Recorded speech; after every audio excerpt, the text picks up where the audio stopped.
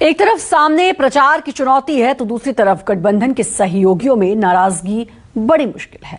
इसी नाराजगी को दूर करने के लिए अखिलेश यादव और जयंत चौधरी के बीच लखनऊ में बैठक हुई। कहा जा रहा है कि इस बैठक में सीटों को लेकर चल रहे मतभेद को दूर करने की कोशिश हुई। हालांकि दोनों ने ट्वीट के जरिए यूपी के भविष्य को लेकर मंथन की बात की। ऐसे में सवाल ये कि क्या आगे दोनों नेता एक साथ मंच पर दिखाई देंगे।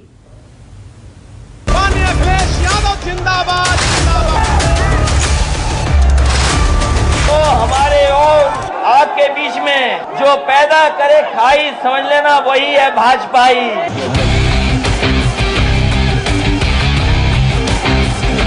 पैसा निकाला जा रहा था जो गरीबों का पैसा लूट करके पिछली सरकारों ने भर भर करके दीवालों के अंदर भरा हुआ था, तो सबसे पहले बुरा लगा था समाजवादी पार्टी के बबुआ को।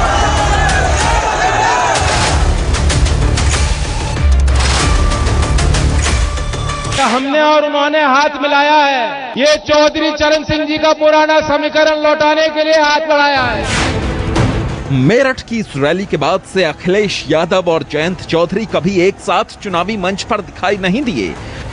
अलीगढ़ में भी दोनों नेताओं को एक साथ आना था, लेकिन किसी वजह से ऐसा नहीं हो पाया, जिसके बाद सवाल उठने लगे कि क्या सीटों के बंटवारे को लेकर दोनों नेताओं में मतभेद हैं। सवाल उठे तो जवाब के रूप में एक बार फिर दोनों नेताओं की मुलाकात हुई। लखनऊ के जनेश्वर मिश्र ट्रस्ट में अखिलेश यादव और जयंत चौधरी की काफी देर तक सीक्रेट मीटिंग हुई। पश्चिमी उत्तर प्रदेश में बीजेपी को घेरने के लिए अखिलेश यादव और जयंत चौधरी के बीच चुनाव से पहले जो दोस्ती हुई थी, उसका असर अभी तक दिखाई नहीं दे रहा है। लेकिन अब दोनों दलों के गठबंधन की डोर को मजबूत करने के लिए आज लखनऊ में अखिलेश यादव और जयंत चौधरी के बीच काफी देर तक मंथन हुआ। अखिलेश और जयंत के बीच हुई इस बातचीत के बाद दावा किया जा रहा है कि दोनों पार्टियों में सीटों के बंटवारे का फॉर्मूला तैयार हो चुका है। कहा जा रहा है कि दोनों पार्टियों की कोशिश है कि पश्चिमी यूपी में जातिगत समीकरणों को ध्यान में रखकर सीटें बांटी जाएंगी, ताकि जाट मुस्लिम वोटों का बेहतरीन तालमेल हो और नतीजों में गठबंधन को फायदा मिले। देखिए, आज समाजवादी पार्टी के राष्ट्रीय अध्यक्ष माननीय अखिलेश यादव जी और राष्ट्रीय लोक दल के राष्ट्रीय अध्यक्ष माननीय जयंत चौधरी जी के बीच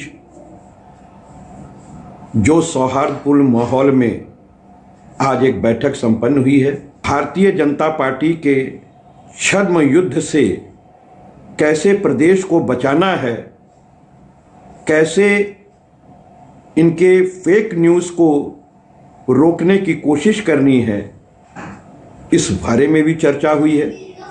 क्योंकि भारतीय जनता पार्टी इस समय पूरी तरह से बौखला गई है और आपने देखा अपने सारे अनुषंगिक विंगों को उन्होंने उत्तर प्रदेश में लगा दिया है। अखिलेश यादव और जयंत चौधरी का गठबंधन कोई नया गठबंधन नहीं है। 2019 के लोकसभा चुनाव के दौरान सपा बसपा के साथ रालोद का भी गठबंधन था। हस्र पूरे देश ने देखा है।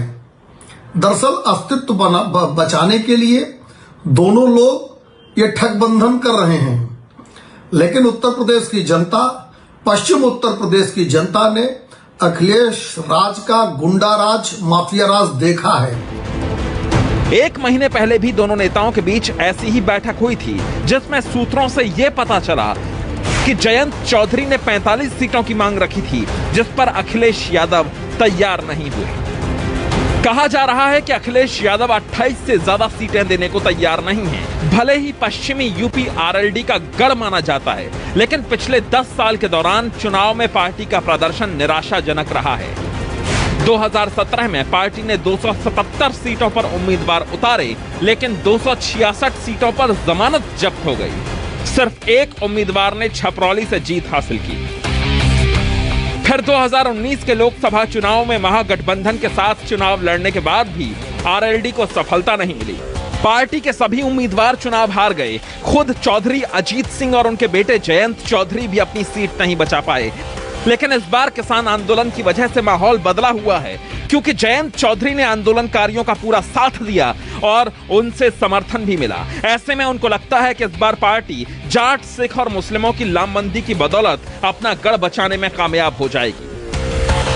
यूपी में सत्ता के शिखर पर पहुंचने के लिए पश्चिमी यूपी काफी अहम माना जाता है, क्योंकि यहां से विधानसभा की 136 सीटें आती हैं और 2017 के चुनाव में बीजेपी ने 103 सीटें जीतकर सभी दलों को मात दे दी थी। इसी बीजेपी को घेरने के लिए समाजवादी पार्टी ने राष्ट्रीय लोकदल को साथ लिया। ऐसे में देखना यह है कि उनकी ये रणनीति कितनी कामयाब हो पाती है। मानस श्रीवास्तव के साथ अशोक तिवारी, न्यूज़ 24, लखनऊ।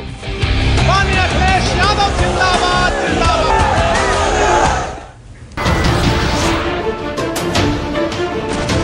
नमस्कार, मैं हूं मानक गुप्ता। अगर आपको हमारा ये वीडियो पसंद आया हो तो इसे लाइक और शेयर जरूर करें और हाँ, हमें सब्सक्राइब और फॉलो करना ना भूलें ताकि आप देश और दुनिया की कोई खबर मिस ना करें। तो जुड़े रहिए हमारे साथ और देखते रहिए न्यूज़ 24।